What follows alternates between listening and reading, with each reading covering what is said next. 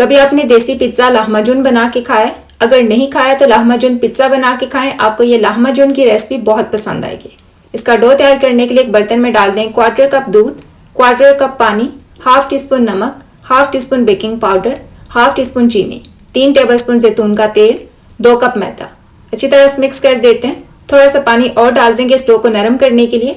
3 से 5 मिनट के लिए आपने इसको अच्छी तरह से गूंद के तैयार कर लेना है।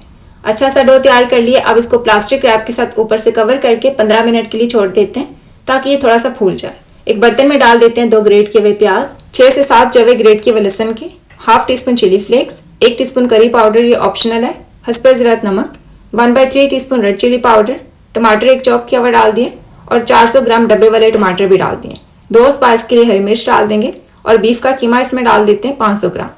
1 कप इसमें डाल देते हैं शिमला मिर्च, 3 कलर की मैं शिमला मिर्च इस्तेमाल करी हूँ और साथ इसमें डाल दिए आधा कप हरा धनिया। 4 टेबलस्पून जैतून का तेल डाल के इन सारी चीज़ों को अपने कीमे के अंदर अच्छी तरह से मिक्स कर देना है।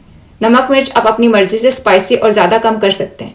मिक्स करने के बाद कवर करके आपने इसको 15 मिनट के लिए छोड़ देना है ताकि इसके अंदर से जूसेस रिलीज हों। डो भी हमारा अच्छी तरह से सेट हो चुके हैं। डो के साथ आपने इस तरह छोटे साइज के पेड़े बना लेने।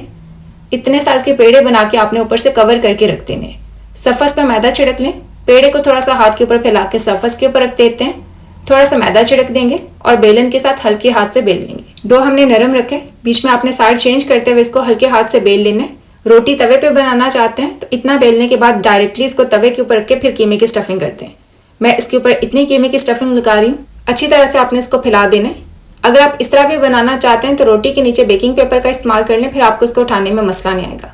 इस तरह दोनों हाथ के ऊपर इस रोटी को उठा के बेकिंग पेपर के ऊपर रख देते हैं और एक बार इस तरह स्टफिंग को दोबारा से प्रेस कर देंगे और इसको शेप देने के बाद प्रीहीटेड ओवन के अंदर 250 सेल्सियस पे रख के 12 से 15 मिनट के लिए पकाएंगे। ये पिज्ज़ा अच्छी तरह से बेक हो चुका है। दूसरा भी पिज्ज़ा इसी तरह बेक कर लेते हैं। ये पिज्ज़ा अच्छी तरह से बेक हो चुका है। इसका बैक साइड दिखा देते हैं। जब कीमा अच्छी तरह से पक जाएगा, पानी इसमें से खत्म हो जाएगा तो इसके बैक साइड पे अच्छी तरह से फूल बनना स्टार्ट हो जाते हैं। अगर ये बैक साइड से गीला है तो इसका मतलब है पिज्ज़ा कच्चा है। इसी तरह आपने सारी रोटियां बना के रखते जाना है और सारी रोटियों को इसी तरह बेक कर लेना है।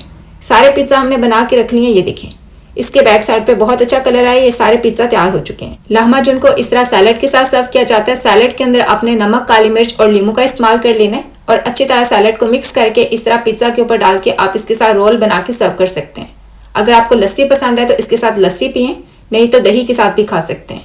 आप इस तरह lahmacun देसी पिज्ज़ा बनाएं और अपना फीडबैक मेरे साथ ज़रूर शेयर करें। अपना ख्याल रखें। अल्लाह हाफिज़।